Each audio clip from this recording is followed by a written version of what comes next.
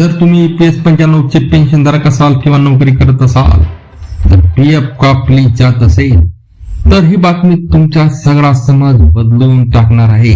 Veg ceiling 15,000 रुपयावरून थेट 25,000 होणार अशी चर्चा आहे. पण याचा अर्थ तुम्हाला लगेच भरघोस पेन्शन मिळणार का?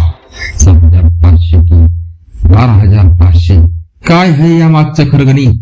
चला या व्हिडिओमध्ये पोल खोलूया. तर मित्रांनो, सर्वात आधी गैरसमज डोक्यातून काढू नका. 25,000 ही तुमची मिनिमम पेन्शन नाही, ती वेज सिलिंग आहे. म्हणजे ज्या मर्यादेपर्यंत PF आणि EPS चे योगदान निवारी असते, सध्या ही मर्यादा 15,000 रुपये आहे, जी वाढवून 25,000 करण्याचा विचार सुरू आहे. म्हणजे सोप्या भाषेत सांगायचं झालं तर तुमचा पगार जास्त असेल तर भविष्यात तुमच्या पेन्शनची साईज देखील मोठी होऊ शकते. कॅल्क्युलेशनचा धमाका. मित्रांनो, आता बघा या मागचं गणित कसं फिरतं.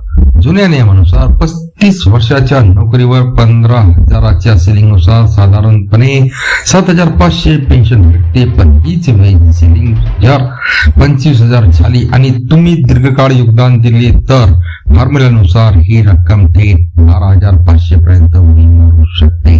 पण थांबा, इथे एक मोठा ट्विस्ट आहे. ज्यांचे रिटायरमेंट ज्यावर आले आहे त्यांना त्याचा फारसा फायदा मिळणार नाही, कारण पेन्शन गेल्या 60 महिन्याच्या सरासरी पगारावर ठरते. शिवाय फक्त सिलिंग वाढल्यामुळे जुन्या पेन्शनधारकांची पेन्शन एका झटक्यात वाढणार नाही. त्यासाठी सरकारला वेगळा नियम आणावा लागेल. थोडक्यात काय तर भविष्यात मोठा फायदा होण्याचे दरवाजे उघडू शकतात. पण फायनल सरकारी नोटिफिकेशन आल्याशिवाय घाई करू नका. व्हिडिओ आवडला असेल तर लाईक करा आणि अशाच भन्नाट अपडेटसाठी चॅनलला सबस्क्राईब करायला विसरू नका. आपल्या मित्रपरिवाराला शेअर करायला विसरू नका.